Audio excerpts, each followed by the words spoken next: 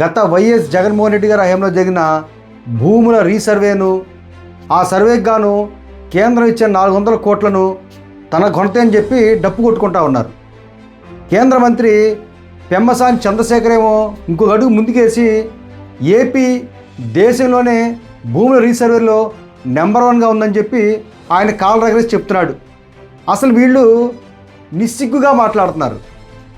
ఎందుకంటే ఏపీలో ఈ ప్రభుత్వం వచ్చిన తర్వాత ఒక్క గ్రామంలో కూడా భూముల రీసర్వే చేయకుండానే దేశంలో ఏపీ నెంబర్ 1గా ఎలా వచ్చింది?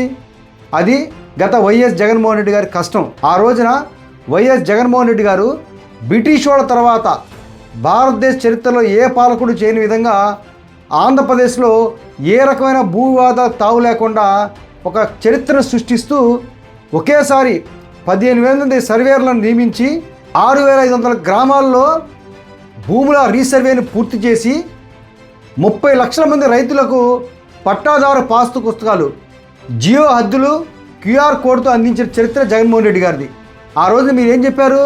జగన్ ల్యాండ్ గ్రాబింగ్ యాక్ట్ ఇది, మీ భూమి మీద కన్నేశాడు, మీ భూమి మీది కాదు, ఈ భూమి జగన్దే. వాస్తవం ఏం జరిగింది?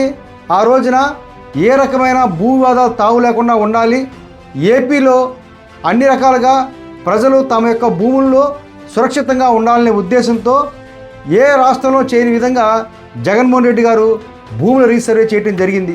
ఆ రోజున కేంద్రం కూడా జగన్ గారు చేసిన భూముల రీసర్వేని ఒక రోల్ మోడల్గా తీసుకోవడం జరిగింది.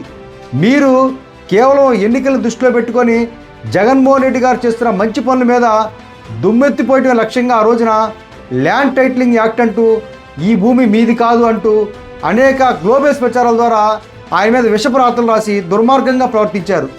ఇవాళ 18 నెలల తర్వాత మీ ప్రభుత్వం వచ్చినాక ఇవాళ మళ్ళా యూటర్న్ తీసుకుంటూ గత జగన్మోహన్ రెడ్డి గారు చేసిన రీసర్వే మీ గంతే అని చెప్పుకుంటూ దానికి గాను కేంద్రం ఇచ్చిన 400 కోట్లు మీ వల్లే వచ్చాయని చెప్పుకుంటూ ఇవాళ డప్పు కొట్టుకుంటూ ఉన్నారు. ఇవాళ మీకు సిగ్గనేది లేదు. జగన్మోహన్ రెడ్డి గారు ప్రతి పని కూడా క్రెడిట్ చోరీ చేస్తున్న భాగంగానే ఇవాళ ఈ యొక్క భూముల రీసర్వేని కూడా మీ ఖాతాలో వేసుకోవడానికి ప్రయత్నం చేస్తున్నారు.